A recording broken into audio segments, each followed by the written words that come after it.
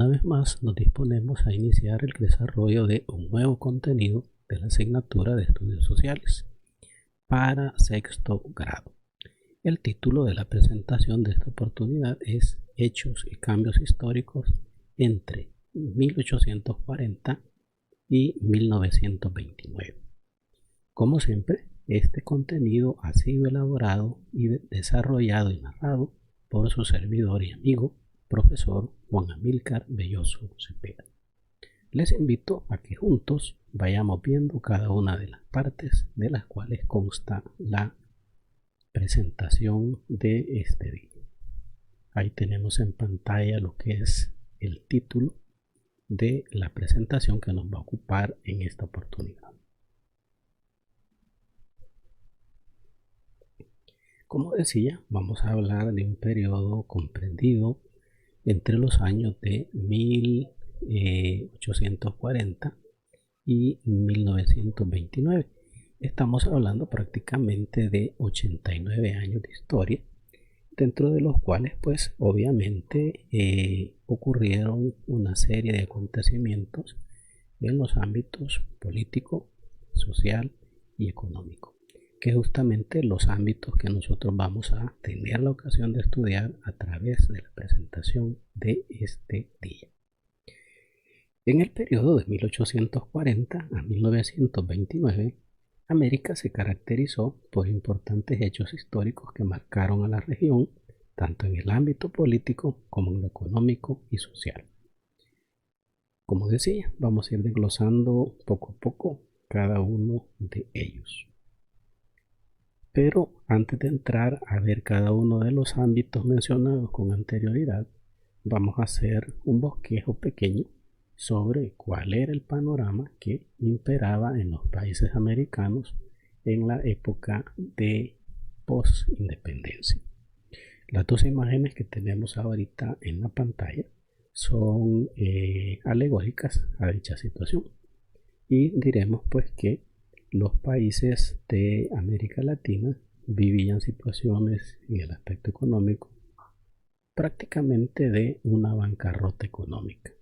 Y en el otro punto importante de lo que era pues el proyecto de crear naciones con progreso y una serie pues de ideas que se tenían en torno al proceso de posindependencia, podemos citar estos dos aspectos como dos pilares para el proyecto que se tenía diseñado una vez la mayoría de países o todos lograran la independencia de España.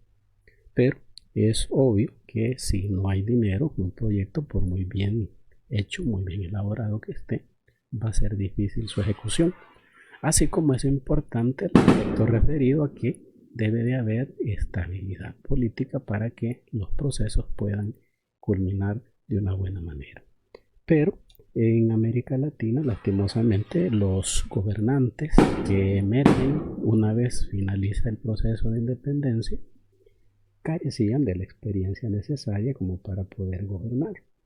Otra situación es que hubo muchas ambiciones de poder entre los gobernantes que iban surgiendo. Otra situación pues problemas de fronteras mal definidas entre los países o estados que fueron emergiendo, y esto muchas veces derivó en guerras con sus consecuencias también en el ámbito económico. Asimismo, toda guerra, ¿verdad? Obviamente para sostener los ejércitos implica un gasto. Entonces ahí tenemos así a grosso modo cuál era el panorama que imperaba en América después de logrados los procesos de independencia. Vamos a entrar ahora sí a ir viendo cada uno de los ámbitos que hemos mencionado con anterioridad, desglosándolos y analizándolos de una forma pues detallada.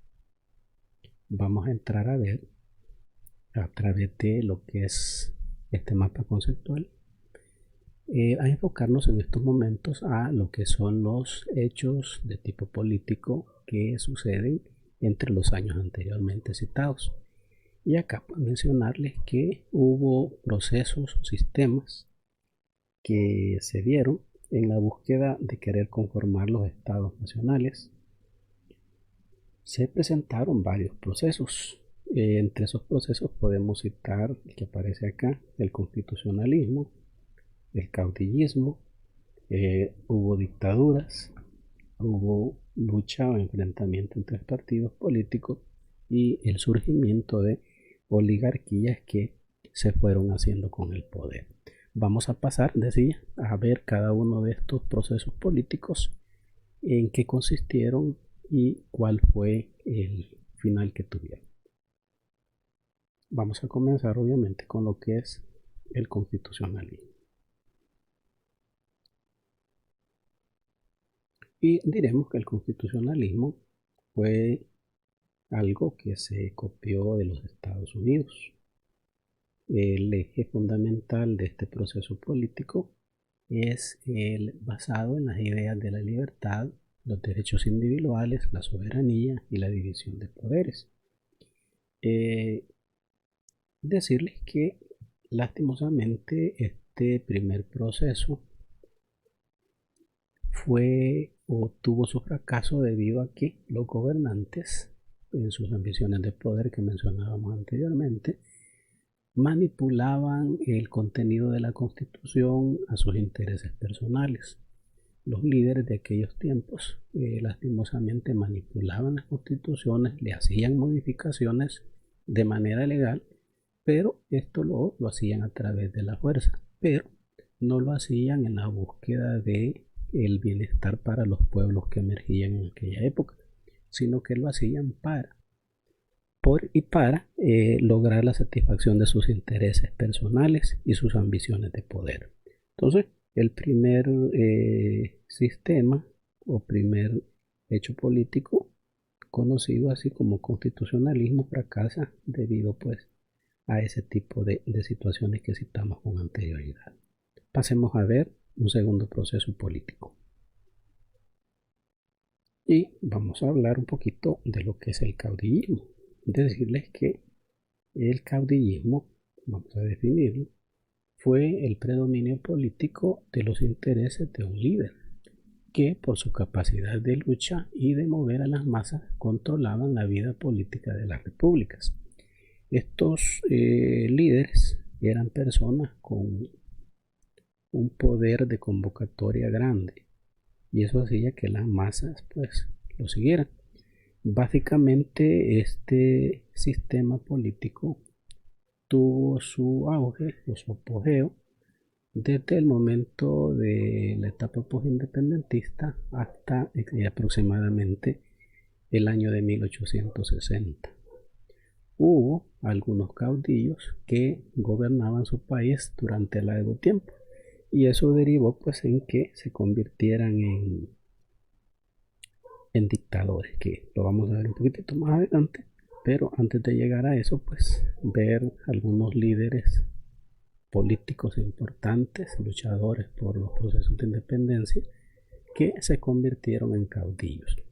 Así pues tenemos en la imagen a Simón Bolívar, el libertador, que fue un caudillo importante de Sudamérica. Lo mismo, ¿verdad? Bernardo O'Higgins, que fue uno de los más importantes propulsores de la independencia de Chile, que también fue un caudillo.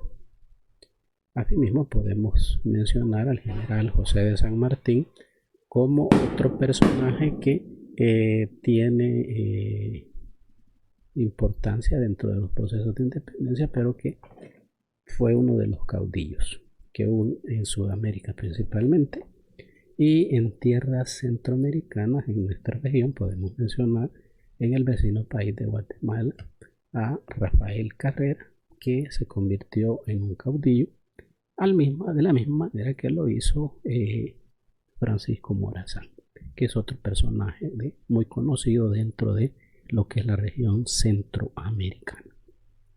Continuemos con el desarrollo de la presentación. Vamos a pasar ahorita a hablar de lo que son las dictaduras. Vamos a ver cómo operó este sistema. Diremos que algunos caudillos, como los que hemos mencionado anteriormente, para mantenerse en el poder, lastimosamente se convirtieron en dictadores. O sea que gobernaban de manera unipersonal y modificaban las leyes de acuerdo a sus intereses y gobernaban sin el poder legislativo o siguen sometiendo a dicho poder. Entonces, por eso dice que o eran gobernantes unipersonales, ellos tomaban las decisiones por sí, para sí, y no les importaba mucho pues lo que el pueblo pensara o dijera en cuanto a las decisiones políticas que ellos tomaban. Habíamos dicho con anterioridad que dos caudillos importantes que lastimosamente se convierten en dictadores, lo mencionamos anteriormente, fue Simón Bolívar y Bernardo Higgins, quienes se mantuvieron en el poder por un tiempo pues prudencial. Las dictaduras típicas de América Latina, que se dan un poquito más adelante en el tiempo, más que todo en los siglos XIX y principalmente en el siglo XX, fueron dictaduras de tipo militar. Entonces ahí pues tenemos explicado en qué consistió esta otra forma de gobierno que en un momento determinado los países americanos tuvieron que padecer y quienes pues ejercieron este tipo de influencia política. Dijimos, ¿verdad? Simón Bolívar, un caudillo que se convierte en dictador, y Bernardo Higgins. Ok. Ahora vamos a pasar a ver un poco lo que es el surgimiento de las oligarquías. Asimismo, vamos a ver los enfrentamientos entre partidos políticos o luchas rivales, rivalidades grandes que se operan una vez los países de América Latina logran la independencia de España. Por eso acá pues tenemos definido eso como otros factores políticos que entran en escena. Bien, se da la lucha entre partidos políticos. Decir pues que una vez lograda la independencia de España, surgen en nuestras tierras dos tendencias políticas claramente contradictorias. Los conservadores por un lado y los liberales por el otro. ¿Quiénes eran cada uno de ellos? Bueno, los conservadores eran todos aquellos que estaban aglutinados en un partido político que deseaban mantener las antiguas estructuras políticas heredadas de la colonia. Por contrario a ellos estaban los liberales. Estos eran abiertos a los progresos políticos. Eran férreos defensores de la libertad y partidarios de la separación de la Iglesia y el Estado. Decir que los enfrentamientos entre estos dos grupos provocaron guerras que no dejaron prosperar a las naciones, ni de forma política ni de forma económica. El liberalismo alcanzó el predominio durante la segunda mitad del siglo XX. Entonces acá tenemos otro factor político importante en el hecho de que América Latina no lograra consolidar el proyecto que se tenía pensado pues una vez lograda la independencia. Sigamos viendo. Ya decíamos, los liberales pues se enfrentaron a los conservadores por la supremacía política. Ya dijimos qué tendencia seguía uno y qué tendencia seguía el otro. Otro aspecto a destacar pues es el surgimiento de las oligarquías. Decirles que las oligarquías eran grupos pequeños de personas pero con recursos económicos importantes. Ellos, a través de su poderío económico, lograban manejar el poder político. Estas oligarquías estuvieron ligadas al caudillismo, a las dictaduras y a la lucha entre conservadores y liberales. Es decir, que los criollos impulsores de la independencia poseían riquezas y de esta clase surgieron los políticos de las repúblicas latinoamericanas.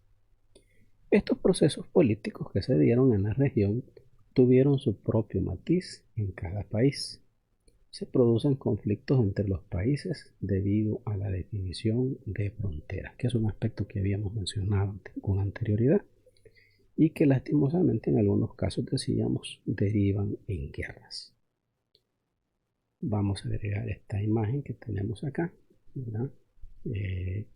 Para representar lo que era la lucha política entre liberales y conservadores, y la otra imagen que hace alusión a lo que es el poder de las oligarquías económicas que a través, decíamos, de ese poder económico se hacen de manera directa o de manera indirecta con el poder en los distintos países latinoamericanos. Prosiguiendo con el desarrollo de la presentación, vamos a pasar ahora a ver el ámbito social. Decirles que dentro del ámbito social se dieron diversidad de aspectos como los que tenemos acá. El hecho de que no se cambió la estructura social que venía de la colonia, se mantuvo la estructura, lo único que cambiaron fueron los actores. Se da otro proceso importante como es la abolición de la esclavitud, que la tenemos acá como otro aspecto importante a destacar en el ámbito social. Se da la decadencia de los valores religiosos, esto producto de que algunos sacerdotes apoyaron la independencia y otros no lo hicieron. Asimismo se da lo que se conoce como la secularización del Estado, que esto más que todo fue promovido por los liberales, que esto no es otra cosa más que la separación entre la Iglesia y el Estado. Decirles que hubo una época importante de la historia a nivel latinoamericano donde la Iglesia y el Estado eran uno solo, de tal forma que la Iglesia católica era la religión oficial en muchos países. Asimismo, ¿verdad? Siendo de esa manera que la Iglesia estaba unida al Estado, pues era obvio pensar que tenía un poder político importante y un poder económico importante. Entonces, otra situación a resaltar es que a los religiosos, a la religión católica, se le confiscaron o se le decomisaron una serie de bienes. Llámese pues terrenos, propiedades, casas que les fueron decomisados por el Estado, una vez rota esa unión que había entre Iglesia y Estado. Otro aspecto importante es la secularización de los cementerios. ¿Qué quiere decir esto? Bueno, dentro de los poderes que la Iglesia Católica tenía, ellos administraban incluso los cementerios. Entonces esa atribución, esa función también les fue quitada, ¿verdad? Y se menciona acá como otro aspecto social importante de la etapa post-independencia. Y otro aspecto a resaltar pues fue la libertad de culto. Pero vamos a ir viendo cada una de ellas de una manera un poquito más detallada en las siguientes diapositivas. Ok, veamos. Decíamos, todos estos hechos o aspectos que vamos a mencionar tienen que ver estrictamente con lo que es el ámbito social. Bien, primer aspecto a resaltar. Se mantuvo, decíamos, la estructura social de la colonia. Esto, ¿verdad?, significa que las clases sociales, después de la independencia, se mantuvieron en cuanto a su estructura, pero la población que integraba cada clase se modificó. Por eso nosotros mencionábamos que, si bien es cierto, la estructura se mantiene, los actores cambian. Tenemos así que la oligarquía o la clase principal de la sociedad post-independencia la formaban los hacendados, los altos militares, funcionarios de gobierno, comerciantes y banqueros. Luego hay un segundo estamento donde estaban ubicados el clero, el cual estaba formado obviamente por los sacerdotes católicos, los obispos y todo ese tipo pues, de funciones eclesiásticas. Luego, dentro de las clases urbanas tenemos que estaban pues integradas por los empleados públicos, los artesanos, los tenderos y los asalariados en general. Asimismo, estaba pues el grupo de los campesinos, que eran los formados por arrendatarios y jornaleros libres e indios. Y finalmente estaban los esclavos, donde ubicamos los trabajadores de plantaciones, minas y oficios domésticos.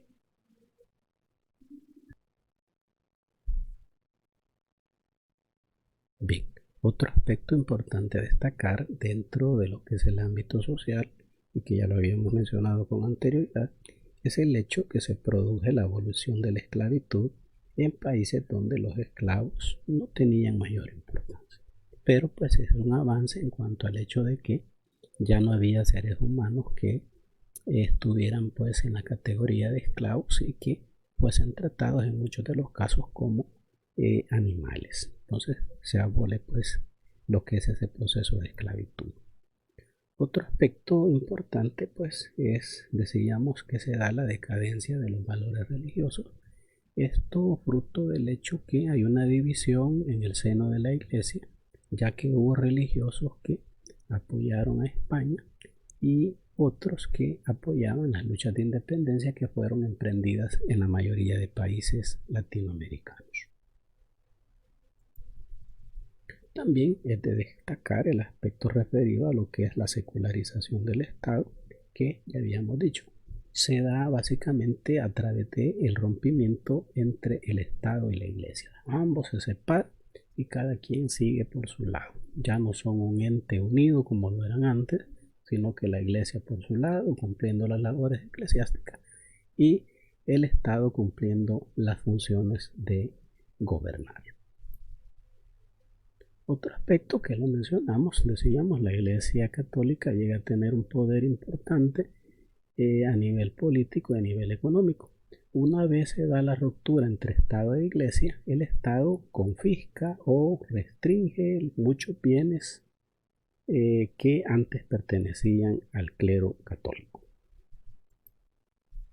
Otra situación, ya la habíamos mencionado, la secularización de los cementerios, que no es otra cosa más que, dijimos, dejar o evitar que sean las iglesias las que administren los cementerios, que era una potestad que tenían antes. Asimismo, se da la libertad de culto, es decir, ya no es obligación que usted profese la religión católica, sino que existe la libertad de que usted profese la religión que mejor se identifique con su manera o su forma de pensar.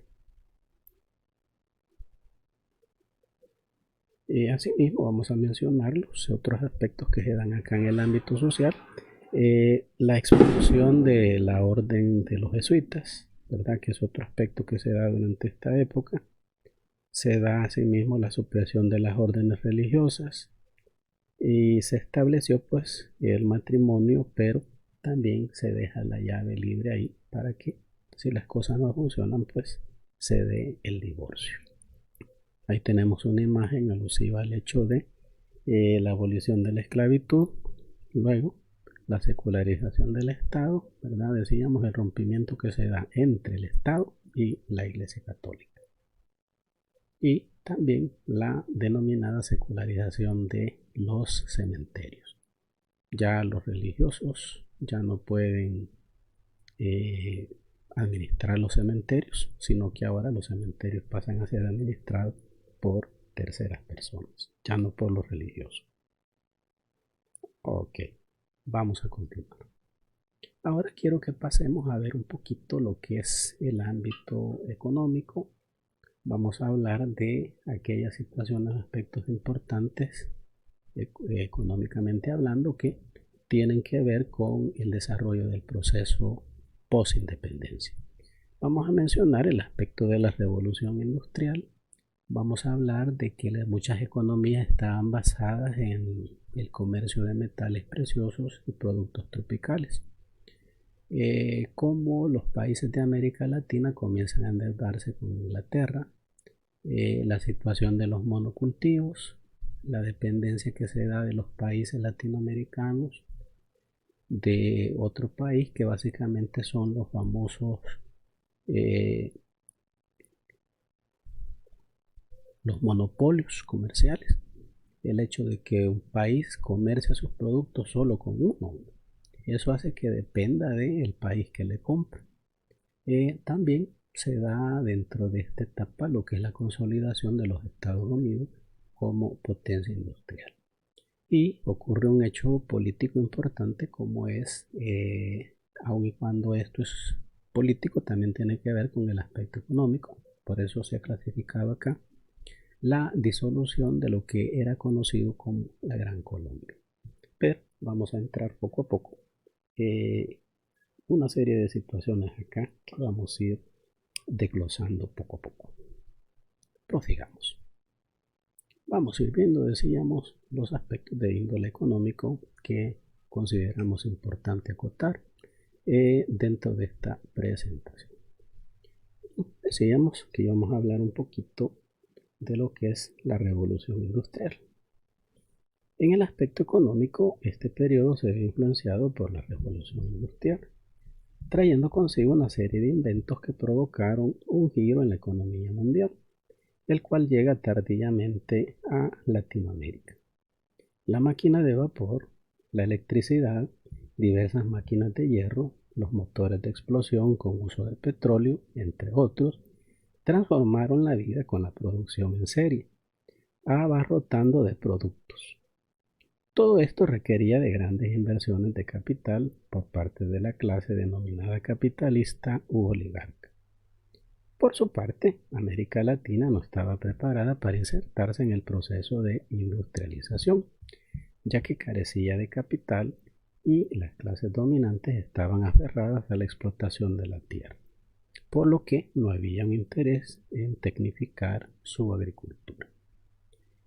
Decíamos que otro aspecto importante a resaltar dentro del ámbito económico es el hecho de que la economía de los países latinoamericanos estaba basada en el comercio de metales preciosos y productos tropicales. Esto llevó como consecuencia que algunos países se especializaran en la explotación y venta de metales preciosos, mientras que otros países se especializaron en la producción de productos de tipo agrícola. Siguiente aspecto a resaltar.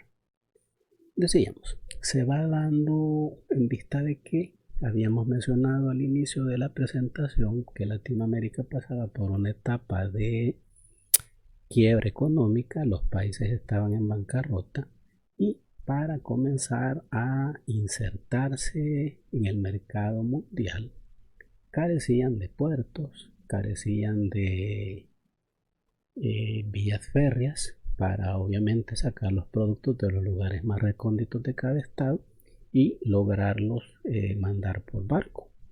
Entonces los países se ven en la necesidad de construir puertos, de construir vías férreas, pero carecían de plata. Entonces esta plata comienza a llegar desde Inglaterra y es así como la primera potencia económica con la cual los países latinoamericanos adquieren una deuda externa es con Inglaterra. Posteriormente, Inglaterra es desplazada por Estados Unidos, que ya lo vamos a ver más adelante, que se erige en una potencia industrial y saca a Inglaterra del dominio que tenía sobre muchos países latinoamericanos y comienzan los países latinoamericanos a endeudarse con los Estados Unidos. Otro aspecto. Muchos países, y lo mencionamos anteriormente, se dedican al cultivo de un solo producto. En el caso de El Salvador, hubo una época en El Salvador exportaba solo añil, hubo una época en la que El Salvador fue exportador de bálsamo, hubo una época en que El Salvador fue exportador de café. No hubo, como mencionamos por ahí, el deseo de querer tecnificar e industrializar la agricultura, sino que se dedicaron y todo su esfuerzo, todo su empeño en la venta nada más de un producto, lo cual cuando este producto perdía importancia los ponía en franca desventaja con relación a otros países que lograron pues el diversificar su agricultura. Otra situación, muchos países tenían relaciones comerciales, dijimos anteriormente, con un solo país. Eso es lo que se conoce como monopolio comercial, lo cual los volvía dependientes de esos países que les compraban. Por ejemplo, imaginemos que El Salvador vendía su café solo a Inglaterra, ¿verdad? Es un ejemplo. Eso hacía que El Salvador se volviera dependiente de Inglaterra. ¿verdad? Porque no diversificaba a sus compradores, sino que tenía nada más a uno como comprador. Entonces, eso se llama monopolio comercial y era un aspecto que ponía en desventaja a los países latinoamericanos. Continuamos. Y uno de los aspectos, aun y cuando no están acá dentro de la presentación, pero que se dieron dentro de este lapso de tiempo que estamos estudiando, fue el hecho de la Primera Guerra Mundial. La Primera Guerra Mundial ocurre entre 1914 y 1918. Dentro de este conflicto que abarcó a muchos países del mundo, el gran ganador de este conflicto fue Estados Unidos. Y después de este conflicto es que Estados Unidos comienza a constituirse en una potencia económica a nivel mundial. Entonces, mencionamos anteriormente que Estados Unidos desplaza a Inglaterra como el principal acreedor de los países latinoamericanos y pasan ellos a ser el principal proveedor de préstamos a los países de América Latina. Entonces, por eso hemos acotado acá esta parte donde se da la consolidación de dicho país como una potencia económica e industrial a nivel mundial. Otra situación que, si bien es cierto, decía yo, tiene que ver en el ámbito político, la hemos clasificado acá dentro de lo económico, porque tiene su parte económica también, y es el hecho de que se da la disolución de lo que se conoció como la Gran Colombia. Esto ocurrió en 1903. La Gran Colombia estaba formada por Colombia, por Ecuador, por Panamá y Venezuela. Si nos fijamos, Panamá, geográficamente hablando, está ubicada en el istmo centroamericano. Pero los países centroamericanos para esa época ya eran, entre comillas, independientes. Y Panamá logra su independencia en 1903 porque Panamá formaba parte de lo que se conocía como la Gran Colombia. Entonces, a eso obedece que en los aspectos históricos, Panamá difiere mucho de la mayoría de países centroamericanos. Su proceso de independencia fue más tardío y ellos estaban más unidos con el sur que con el centro de América. Ahora, valga a explicar que gran parte de la independencia de Panamá se debe al apoyo que recibió de parte de Estados Unidos. Y ahí es donde viene la importancia económica de este hecho. Los norteamericanos, los estadounidenses, habían tenido de mucho tiempo atrás el deseo de construir un canal que uniera el océano Atlántico con el océano Pacífico para acortar muchas rutas comerciales. Entonces, primero, ellos tenían la idea de construir un canal en Nicaragua y ellos pues tenían mucha importancia geopolítica y económica en el país nicaragüense, al grado tal que lo invadieron durante 2 veces. Pero luego el interés pasa a Panamá, que si nosotros vemos un mapa vamos a ver que Panamá es un país angosto. Y finalmente Estados Unidos logra construir el famoso canal de Panamá en territorio panameño, ¿verdad? Y esa es la importancia económica de este hecho que acabamos de mencionar nosotros. Bien, acá tenemos en esta imagen lo que es la máquina de vapor, que es, por así decirlo, el símbolo de la famosa revolución industrial. Otra situación, ¿verdad? Decíamos que la economía se basó en el comercio de metales como el oro. Acá tenemos unos lingotes de oro, el oro, la plata, el bronce, ese tipo de minerales y de metales que son muy importantes aún hoy en día dentro de la economía mundial. Acá tenemos el hecho pues, de los países que se dedicaron y se especializaron solo en el cultivo de un único cultivo, que eso pues se conoce como monocultivo. Luego, esta imagen representa pues el endeudamiento que muchos países fueron adquiriendo primero con Inglaterra y posteriormente con los Estados Unidos. Comenzaron a contraer deudas, dijimos, para la construcción de puertos y vías férreas principalmente. Y esos préstamos que recibían es lo que se conoce como la deuda externa de cada país.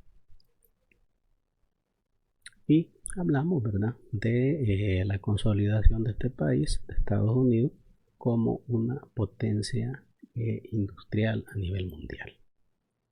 Y finalmente dijimos la disolución de la Gran Colombia, formada por Colombia, Ecuador, Panamá y Venezuela, que lo podemos ubicar acá. Esto que vemos en color verde es lo que estaba, lo vamos a ver un poquito más grande, ¿verdad? Esta parte era lo que formaba lo que se conocía como la Gran Colombia. Bien, estos son los aspectos del ámbito económico que hemos considerado un poquito más importantes de colocar acá en el desarrollo de esta presentación. Obviamente hay más, ¿verdad? Hay más situaciones ahí que resaltar, pero obviamente por espacio de tiempo nos hemos centrado en las que hemos considerado un poquito más importantes. Bien, llegamos a la parte donde vamos a ir conociendo lo que es las preguntas que forman parte de la tarea exaula de esta ocasión. Vamos a ir develando ahí poco a poco cada una de las preguntas que forman parte de esta tarea exaula, que es importante irlas realizando, ¿verdad?, en su cuadernito de tareas, que usted me investigue ahí un ratito en lo que es el internet y que pueda pues aumentar los conocimientos. Obviamente una clase por tiempo y todo lo demás no da para que el docente pueda desarrollar todos los contenidos o todos los elementos de conocimiento que quisiera uno pues proporcionarle al alumno. Es por ello que las tareas exaulas se vuelven una herramienta importante para ampliar los conocimientos que uno pues intenta transmitir a través del desarrollo de estos contenidos. Veamos las preguntas de que consta esta presentación. Primera pregunta. Nos dice, ¿cuál fue el primer país latinoamericano en contraer una deuda con Inglaterra después de la independencia? Un dato bien importante a resaltar. Prosigamos. Pregunta 2. Investiga los nombres de 3 líderes conservadores y 3 líderes liberales de la etapa de posindependencia en los países de América Latina. Pregunta 3. ¿A qué se le denomina latifundio? Pregunta 4. ¿A qué se le denomina o qué son las economías de enclave? Siguiente pregunta, la número 5. ¿A qué se le denomina modelo exportador? Pregunta 6. Investiga los nombres de 3 países latinoamericanos especializados en la producción de productos tropicales después de la independencia. Ahí dijimos, algunos países se dedicaron a la agricultura, otros se dedicaron a la minería. Yo quiero en este caso que me investigue 3 países que se hayan dedicado a cultivar productos diversos dentro de la gama amplia que hay de nombres de países que pertenecen a Latinoamérica. Pregunta 7. Investiga los nombres de 3 países latinoamericanos especializados en la producción de cereales y dedicados a la ganadería, después de la independencia. Pregunta 8. Investiga los nombres de 3 países latinoamericanos que se hayan especializado en la producción de minerales, o más bien dicho aquí, en la extracción de minerales después de la independencia en Latinoamérica. Pregunta 9. Investiga el nombre de 2 países latinoamericanos en cuyo territorio haya funcionado una economía de enclave. Y, finalmente, pregunta número 10. ¿De qué manera se beneficiaron las burguesías latinoamericanas con la nueva realidad de la economía de posindependencia.